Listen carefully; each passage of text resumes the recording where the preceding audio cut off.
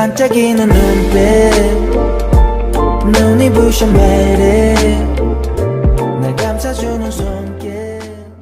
The man who walked into the empty house looked lonely. Two neighbors of Han Jin-tae, who lived in the abandoned house, wondered if he had an interesting life story. He seemed like a nice gentleman, even with a messy beard, and spoke politely. It was odd that someone like him would live in a such remote area. The neighbors wanted to invite him for a drink, but when they returned, he politely turned them down, leaving them unsure of who he really was. Each night, Han Jin-tae stared at the sky and talked to himself, which worried the neighbors. Living alone, he often cried, regretting how his greed for money and fame hurt his family. He wished he had valued them more, realizing that family is what truly matters. While everyone thought he gave up his wealth as punishment, his greatest sacrifice was leaving his family behind. As time passed, he became more disarrayed and isolated, even losing the ability to speak. One day, he received a photo of his grandson from Han Yeon-sung, saying his father was doing well. The picture of the boy who looked like his dad made Han Jin-tae cry with longing. He whispered the boy's name every day, but the neighbors thought he had lost his mind and avoided him. Meanwhile, after leaving the hospital, Jin Na-young contacted Han Yeon-sung to finalize her divorce. Jin Soo Ji was surprised at how quickly it happened and wondered what Na-young would do next. When she tried to reach Na-young,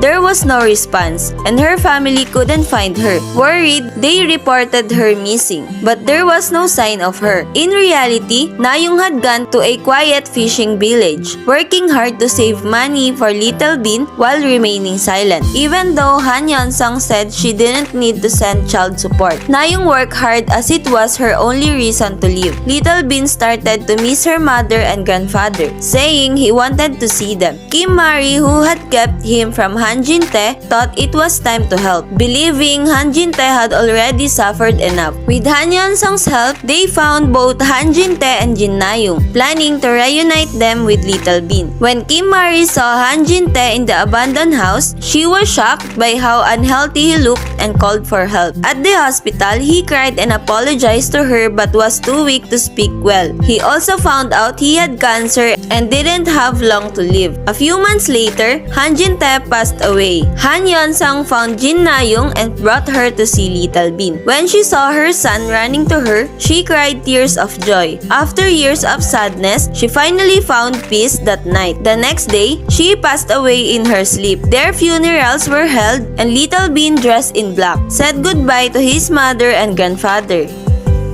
'Cause you are beautiful.